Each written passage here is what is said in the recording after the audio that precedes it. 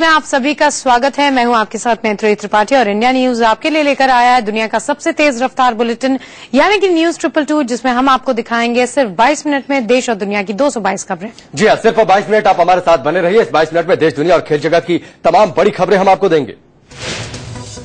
दिल्ली में महिला जिम्नास्ट ने साथी और कोच पर छेड़खानी का आरोप लगाया है। महिला ने आईपीएस स्ट्रीट थाने में एफआईआर दर्ज करवाई है।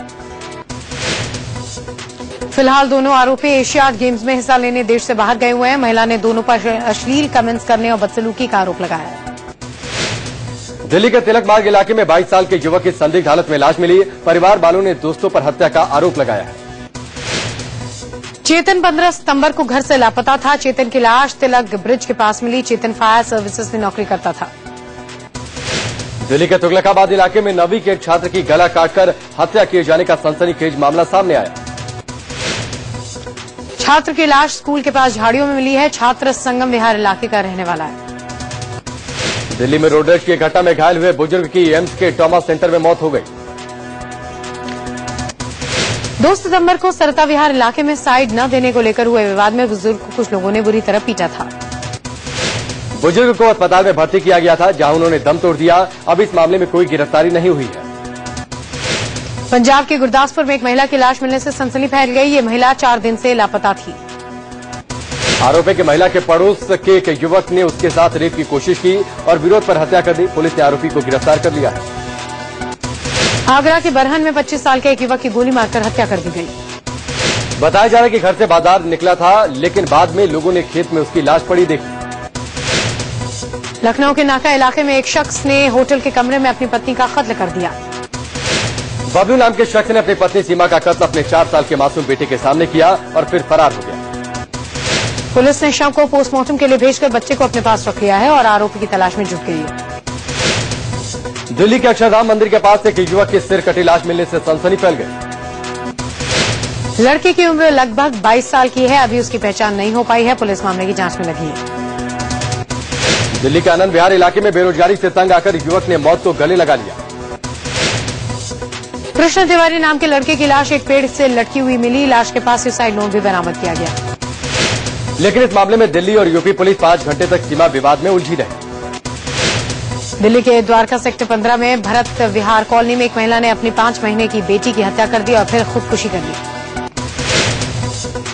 महिला ने ऐसा कदम क्यों उठाया, इसकी वजह का फिलहाल पता नहीं चल पाया है। पुलिस जांच में जुटी है। असम की राजधानी गुवाहाटी के रंगिया इलाके में पेड़ से लटकती एक महिला की लाश मिलने से हड़कंप मच गया। आशंका जताई जा रही है कि रेप के बाद महिला की हत्या कर लाश पेड़ से टांग दी गई थी। पुलिस मामले की तफ्तीश में जुटी है। दिल्ली के फर्श बाजार इलाके में एक बाप पर अपनी ही नाबालिग बेटी से रेप का आरोप लगा है। आरोप है कि उसने शराब के नशे में बेटी को हवस का शिकार बनाया। पुलिस ने आरोपी को गिरफ्तार कर लिया। उत्तराखंड के कोटद्वार में नाबालिग छात्रा से गैंगरेप मामले में 2 लोगों की गिरफ्तारी हुई है। वारदात 7 महीने पुरानी है। जब लड़की प्रेग्नेंट हो गई तब मामले का खुलासा हुआ। इस वारदात में 4 और लोग शामिल थे। दिल्ली के कंझावाला थाना क्षेत्र के मीर विहार इलाके में एक निजी स्कूल की बस ने 4 साल के बच्चे को कुचल दिया। बस के नीचे आने से बच्ची की मौके पर ही मौत हो गई। हादसे से गुस्साए लोगों ने बस में जमकर तोड़फोड़ की। बिहार के मधुबनी में एक रेजिडेंशियल पब्लिक स्कूल की छत टूटकर गिर गई। इस हादसे में 4 बच्चे जख्मी हो गए, जिसमें से 2 की हालत नाजुक बनी है। स्कूल की इमारत काफी पुरानी थी, जिसके चलते यह हादसा हुआ। राजस्थान के बारां में कुपोषण से होने वाली मौतों का सिलसिला थमने का नाम नहीं ले रहा है। ताजा मामला पठारी गांव का है, जहां रूप सिंह नाम के 2.5 साल के बच्चे की मौत कुपोषण की वजह से हुई। जिले में लगातार कुपोषण से बच्चों की जान जा रही है, लेकिन प्रशासन अधिकारी हाथ पर हाथ धरे बैठे हैं। आपको बता दें कि 12 में करीब 600 बच्चे कुपोषण के शिकार हैं, लेकिन अभी तक इन्हें सही इलाज नहीं मिला। महाराष्ट्र के वसई में पुलिस के एक अफसर ने बिना लाइसेंस गाड़ी चला रहे एक युवक को बीच सड़क जमकर पीटा। रास्ते से गुजर रहे एक शख्स ने हंगामे की इस घटना को अपने मोबाइल में कैद कर लिया। आज प्रधानमंत्री मोदी का 64वां जन्मदिन है। मोदी आज चीन के राष्ट्रपति शी जिनपिंग से मिलेंगे। चीन के राष्ट्रपति की यह पहली भारत यात्रा है। जिनपिंग दोपहर करीब 3 बजे अहमदाबाद पहुंचेंगे। अहमदाबाद के सरदार वल्लभ भाई पटेल अंतर्राष्ट्रीय एयरपोर्ट पर पीएम मोदी प्रोटोकॉल तोड़कर चीनी राष्ट्रपति की अगुवाई करेंगे।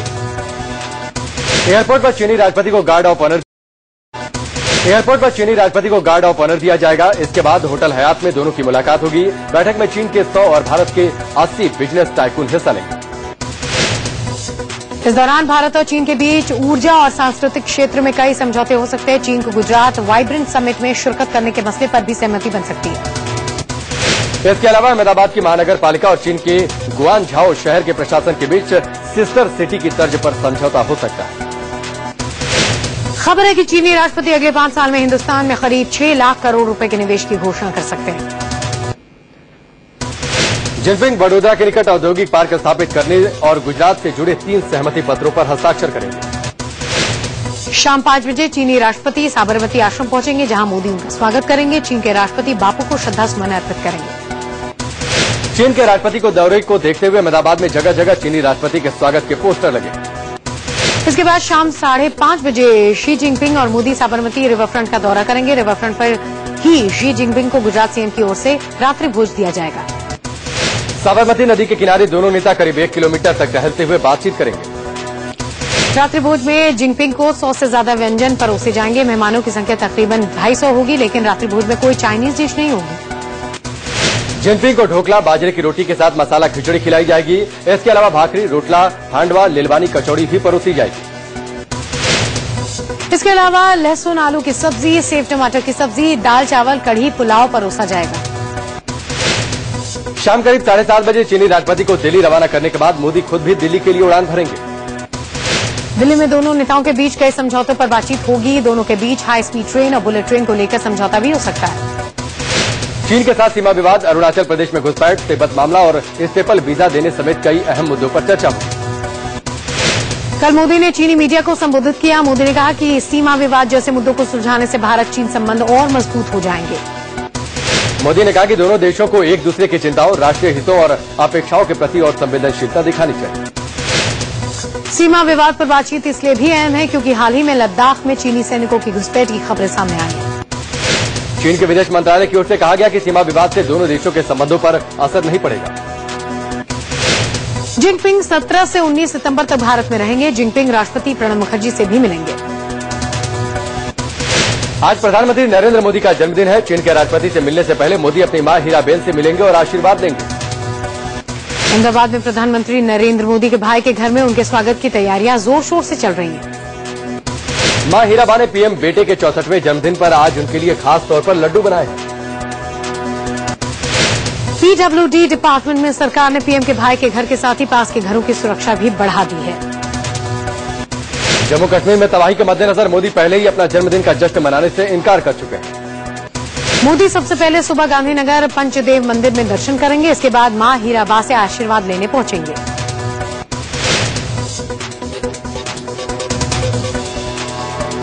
इसके साथ ही बेरोजगार युवकों को कर्ज भी बांटेंगे प्रधानमंत्री नरेंद्र मोदी।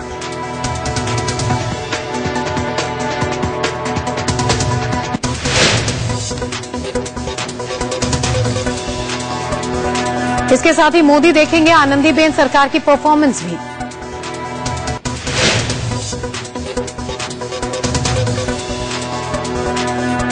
इसके साथ ही गांधी नगर में जब नरेंद्र मोदी पहुंचे तो उन्होंने कार्यकर्ताओं को मंत्र भी दिया।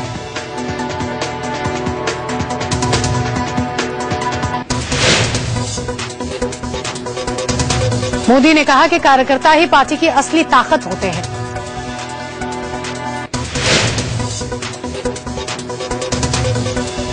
मोदी ने कहा कि वो दिल्ली भले पहुंच गए लेकिन उनका दिल गुजरात में बसता है।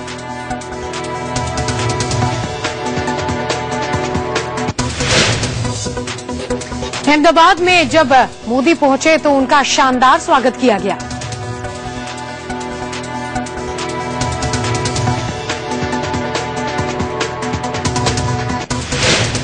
अहमदाबाद में पीएम मोदी ने कार्यक्रम को संबोधित करते हुए कहा कि गुजरात में सीएम का पद संभालने का अनुभव दिल्ली में काम आया।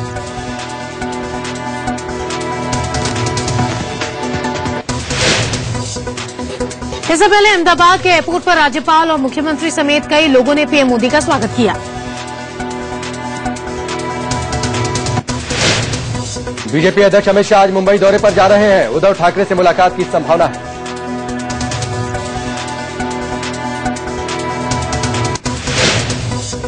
सीटों पर बंटवारे को लेकर शिवसेना से तनातनी के बीच अमित शाह का दौरा अहम माना जा रहा है। अमित शाह आज से अपने 3 दिन का महाराष्ट्र दौरा शुरू करेंगे। इस दौरान वो पार्टी के नेताओं से मिलेंगे।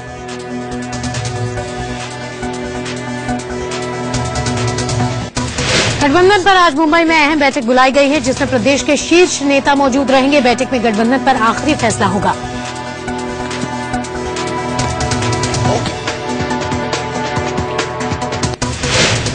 अमित शाह कल कोल्हापुर और चौड़ी में पंकजा मुंडे की संघर्ष यात्रा के समापन समारोह में भाग लेंगे।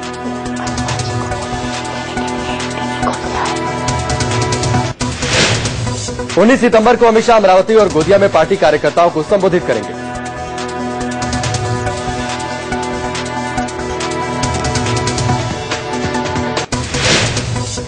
उधर बीजेपी ने पार्टी नेताओं को गठबंधन पर कुछ भी नहीं बोलने का फरमान जारी कर दिया है। सिर्फ चुनावी प्रभारी ओम माथुर और प्रदेश अध्यक्ष देवेंद्र फडणवीस ही बयान देंगे।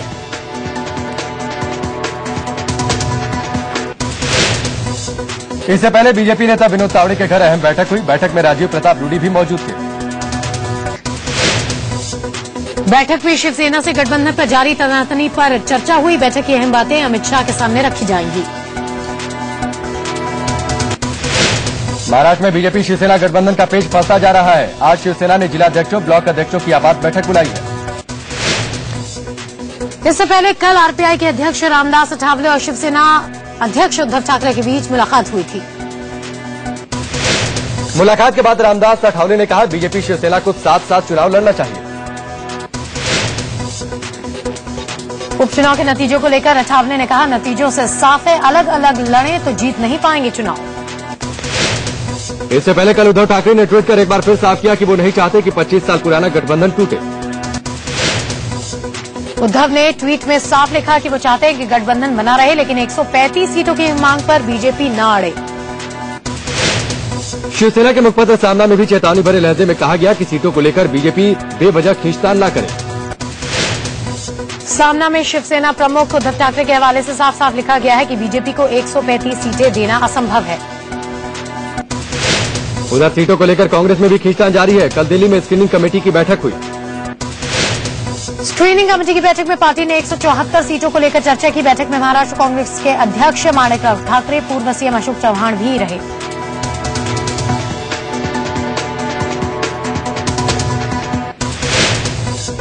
कोल्हापुर में चुनावी बिगुल फूंक रहे शरद पवार की रैली में उस वक्त असहज स्थिति पैदा हो गई जब उनके बीच भाषण से लोग उठकर जाने लगे। दरअसल कोल्हापुर के गांधी मैदान में एनसीपी की ओर से बड़ी रैली का आयोजन किया गया। खुद शरद पवार इस रैली में मौजूद थे। जैसे ही शरद पवार ने रैली को संबोधित करना शुरू किया, लोग मैदान छोड़कर जाने लगे। एनसीपी ने बड़े इस रैली के जरिए शक्ति प्रदर्शन का पूरा इंतजाम कर रखा था, लेकिन शरद पवार का भाषण छोड़कर लोगों का जाना सवाल खड़े कर रहा था। हालांकि शरद पवार बोलते रहे और लोकसभा चुनाव के नतीजों को भूलकर कार्यकर्ताओं से पूरे जोश के साथ चुनाव में लग जाने को कहा। भाषण के दौरान शरद पवार ने शिवसेना पर अलग विदर्भ राज्य के मुद्दे को लेकर निशाना साधा। बीजेपी द्वारा अलग विदर्भ राज्य को समर्थन देने के मुद्दे पर शरद पवार ने पूछा कि क्या शिवसेना भी बीजेपी का साथ देगी। गठबंधन को लेकर बीजेपी शिवसेना में चल रही खींचतान पर भी शरद पवार ने चुटकी ली। कहा, सामना में तलाक जैसी खबरें छपी हैं तो पति कौन है और पत्नी कौन। एक बार फिर उपचुनाव में मोदी का मैजिक नहीं चला। यूपी से लेकर मोदी के गृह प्रदेश गुजरात में बीजेपी को करारा झटका लगा। यूपी के जिन 11 सीटों में बीजेपी गठबंधन का कब्जा था, वहां बीजेपी को सिर्फ 3 सीटें मिली। समाजवादी पार्टी ने 8 सीटें अपने कब्जे में कर ली। मैनपुरी लोकसभा सीट मुलायम सिंह यादव के परिवार का कब्जा बरकरार है। बल्हा से बंसीधर, बौद्ध बिजनौर से रुचिवीरा, निघासन से कृष्ण गोपाल पटेल और हमीरपुर सीट से शिवचरण प्रजापति को जीत मिली। बीजेपी ने यूपी की हाई प्रोफाइल सीट नोएडा और लखनऊ पूर्व की सीट पर जीत दर्ज की है। यूपी उपचुनाव में मिली करारी हार के बाद बीजेपी कार्यकर्ताओं ने कानपुर में जोरदार प्रदर्शन किया। यूपी की कमान महासचिव वरुण गांधी को सौंपने की मांग की। यूपी में समाजवादी पार्टी को मिली शानदार जीत पर मुख्यमंत्री अखिलेश यादव ने जनता का आभार जताया। समाजवादी पार्टी के महासचिव नरेश अग्रवाल ने कहा कि मोदी मैजिक और सांप्रदायिक ताकतों को जनता ने करारा जवाब दिया। यूपी में बीजेपी के प्रचार की अगुवाई करने वाले योगी आदित्यनाथ ने कहा, वो जहां गए पार्टी वहां जीती। कांग्रेस प्रवक्ता शकील अहमद ने सरकार पर चुटकी ली। कहा कि शायद ये पहली सरकार है जिसके 100 दिनों के अंदर ही एंटी इनकम्बेंसी फैक्टर शुरू हो गया। हार के बाद केंद्रीय मंत्री प्रकाश जावड़ेकर ने मोदी के मैजिक खत्म होने की बात को खारिज कर दिया। महाराष्ट्र हरियाणा चुनाव में बीजेपी दम दिखाएगी, ये बात कही। उपचुनाव में हार पर उमा भारती ने पीएम नरेंद्र मोदी का बचाव किया। कहा, हार स्थानीय नेताओं की वजह से हुई है, मोदी के चलते नहीं। बड़ोदरा लोकसभा उपचुनाव में बीजेपी उम्मीदवार रंजना बेन ने जीत हासिल की। कांग्रेस के नरेंद्र रावत को 3,29,000 से भी ज्यादा वोटों से हराया। गुजरात में कांग्रेस ने बीजेपी को अच्छी खासी चपत लगा दी। कुल 9 सीटों में से बीजेपी 6 पर ही जीत पाई, बाकी 3 सीटें कांग्रेस के खाते में गईं। गुजरात में जिन 6 सीटों पर बीजेपी जीती उनमें मणिनगर, मातर और लीमखेड़ा भी शामिल है। गुजरात में बीजेपी को झटका देने के बाद वरिष्ठ कांग्रेस नेता अर्जुन मोढवाडिया ने कहा, मोदी नाम का जो गुब्बारा था वो फुस हो गया है। राजस्थान में कांग्रेस ने जबरदस्त जीत दर्ज की। 4 में से 3 सीटें कांग्रेस ने बीजेपी से छीन ली। राजस्थान की 4 में से सिर्फ कोटा दक्षिण सीट पर ही बीजेपी परचम लहरा पाई। यहां से संदीप शर्मा ने जीत दर्ज की। बीजेपी की हार पर आरजेडी सुप्रीमो लालू यादव ने ट्वीट किया। लालू ने लिखा कि समाज को तोड़ने और गरीबों को पीछे धकेलने की राजनीति के अंत की शुरुआत हो गई। पश्चिम बंगाल में 2 सीटों पर हुए विधानसभा उपचुनाव में बीजेपी ने 1 सीट जीतकर अपना खाता खोला।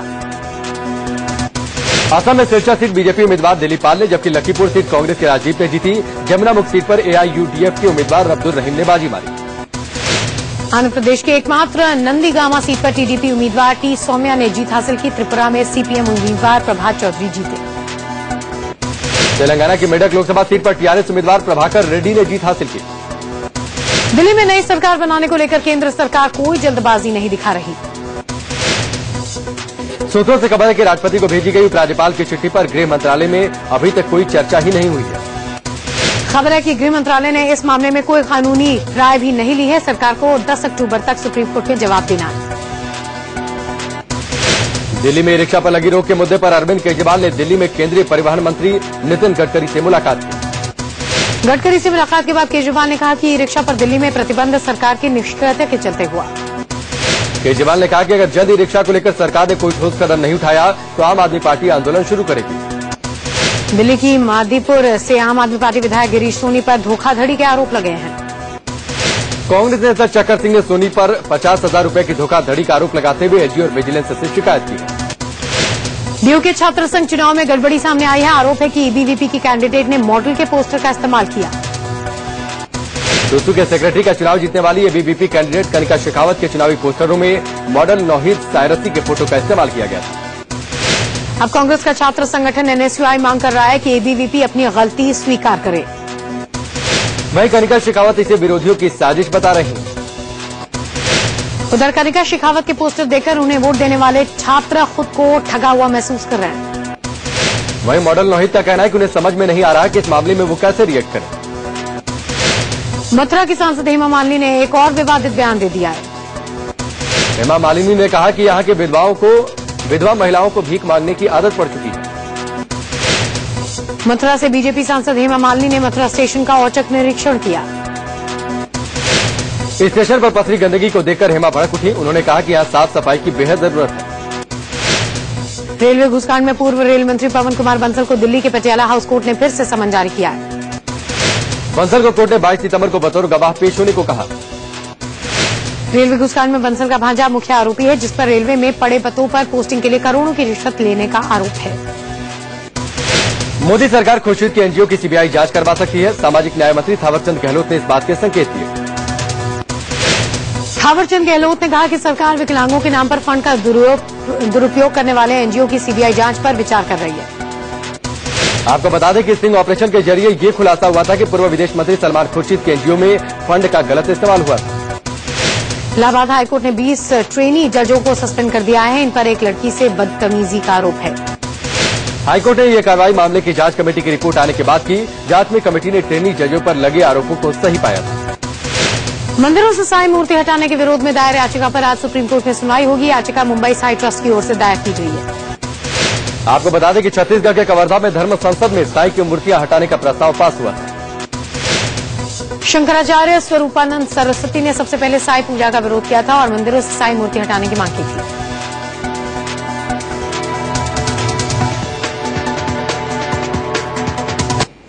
खबरों में आगे बढ़ते हैं। श्रीनगर के कई इलाकों में बाढ़ का पानी अब काफी हद तक घट गया है, लेकिन चारों तरफ लगे गंदगी के अंबार में इससे महामारी का खतरा बढ़ गया है। जम्मू कश्मीर में डॉक्टरों की कमी को देखते हुए इंडियन मेडिकल एसोसिएशन की ओर से 50 डॉक्टरों की टीम आज दिल्ली से रवाना हुई। इस्पात मंत्रालय के तहत आने वाले सभी पीएसयू की ओर से जम्मू कश्मीर के बाढ़ पीड़ितों की मदद के लिए 15 करोड़ की आर्थिक मदद दी गई है। उधर केंद्रीय स्वास्थ्य मंत्री हर्षवर्धन ने दिल्ली से खाने पीने का सामान, दवाएं और कंबल से भरे ट्रकों को जम्मू कश्मीर के लिए रवाना किया। डल झील ने श्रीनगर में किस तरह से तबाही मचाई है, इसका जायजा इंडिया न्यूज की टीम ने ली। आप तस्वीरों में साफ तौर पर देख सकते हैं कि किस तरह से पानी अभी भी लोगों के घरों में घुसा हुआ है। डल झील का पानी हजरत बल दरगाह तक पहुंच गया। तस्वीरों में देखा जा सकता है कि दरगाह के चारों ओर किस तरह से पानी भरा हुआ है। डल झील के बगल में बने बाजार में भी पानी लबालब भरा हुआ है। दुकानों में इस कदर पानी भरा हुआ है कि अभी यहाँ पर दोबारा से लोगों को दिनचर्या शुरू करने में काफी वक्त लगेगा। श्रीनगर के बटमालू मार्केट में बाढ़ से हुई तबाही का जायजा इंडिया न्यूज ने लिया। श्रीनगर के बागात बर्दिला इलाके में एटीएम खराब होने से लोगों को काफी दिक्कतों का सामना करना पड़ रहा है। बटमालू मार्केट में तबाही के बाद लोग अपनी दुकानों की सफाई में लगे हैं। सिर्फ एटीएम ही नहीं, बैंकों में भी पानी घुस जाने के चलते बैंक के कागजात और सिस्टम खराब हो चुके हैं। श्रीनगर में बाढ़ से आई तबाही के बाद लोगों को पीने के पानी के लिए काफी दिक्कत हो रही है। राजस्थान के टोंक के अंबेडकर कॉलेज में रैगिंग को लेकर छात्रों के 2 गुटों में जमकर मारपीट हुई। मारपीट में कई छात्रों को चोटें भी आई हैं। मौके पर पहुंचकर पुलिस ने किसी तरह से छात्रों को संभाला। बिहार के पटना साहिब में मनोज कमलिया स्टेडियम के पास बीजेपी कार्यकर्ता और फुटबॉल खिलाड़ियों के बीच जमकर मारपीट हुई। खिलाड़ी स्टेडियम में फैली गंदगी को लेकर पटना साहिब के सांसद शत्रुघ्न सिन्हा से मिलना चाहते थे। हंगामा बढ़ता देख बीजेपी नेता नंदकिशोर यादव ने लोगों को समझा बुझाकर मामला शांत कराया। फरीदाबाद में बीएसपी की एक जनसभा में स्टेज पर अश्लील डांस कराया गया। इस तरह के डांस का आयोजन भीड़ जुटाने के लिए किया गया था। झारखंड के पूर्व कृषि मंत्री योगेंद्र साव के चचेरे भाई को हजारीबाग पुलिस ने गिरफ्तार कर जेल भेज दिया है। पूर्व मंत्री पर नक्सली संगठन से साठगांठ का आरोप है। पुलिस ने इसी मामले में मंत्री के भाई को गिरफ्तार किया। दिल्ली के कीर्तिनगर इलाके में पुलिस ने 2 लोगों के पास से 40 लाख की ज्वेलरी बरामद की। 10 सितंबर को इन दोनों ने एक व्यवसायी के घर से ये ज्वेलरी चोरी की थी। यूपी के हापुड़ में बदमाशों ने दिन दहाड़े जिला सहकारी बैंक पर धावा बोलकर 70 लाख लूट ली। लूट का विरोध करने पर बदमाशों ने बैंक मैनेजर सहित 4 लोगों को मारपीट कर घायल कर दिया। यूपी के अलीगढ़ में आपत्तिजनक हालत में एक प्रेमी जोड़ी को पकड़ने के बाद लोगों ने पुलिस के सामने ही जमकर हंगामा किया और युवक की बाइक में आग लगा दी। मामला औरंगाबाद इलाके का है। लोगों की माने तो युवक अपनी धार्मिक पहचान बदलकर रह रहा था। रांची में एक महिला ने घर में शौचालय न होने के चलते ससुराल छोड़ देने की धमकी दी है। कर्मी ने अपने पति से 2 टूक कह दिया कि घर में अगर शौचालय नहीं होगा तो वो ससुराल छोड़ देगी। कर्मी ने अपने घर में शौचालय बनाए जाने के लिए बीडीओ को एक पत्र भी लिखा है। मुंबई से सटे विरार के गुरुकुल स्कूल में पढ़ने वाले 3 बच्चों की मौत का राज गहराता जा रहा है। दरअसल 27 अगस्त को विरार के वागड़ इंटरनेशनल स्कूल के पीछे सुख नदी में 3 बच्चों का शव मिला था। आशंका जताई जा रही थी कि बच्चों की मौत डूबने से हुई, लेकिन नदी सिर्फ 2.5 फीट गहरी थी। अब बच्चों के माता पिता बच्चों की हत्या का आरोप लगा रहे हैं। वो सीआईडी जांच की मांग कर रहे हैं। राजधानी दिल्ली में ऑटो वालों के लिए खुशखबरी है। अब ऑटो वालों को बिना मर्जी के सवारी नहीं ले जानी पड़ेगी। भारतीय मजदूर संघ ने ट्रैफिक पुलिस की मदद से एक ट्रायल रन शुरू किया। 17 सितंबर से शुरू करने जा रही है।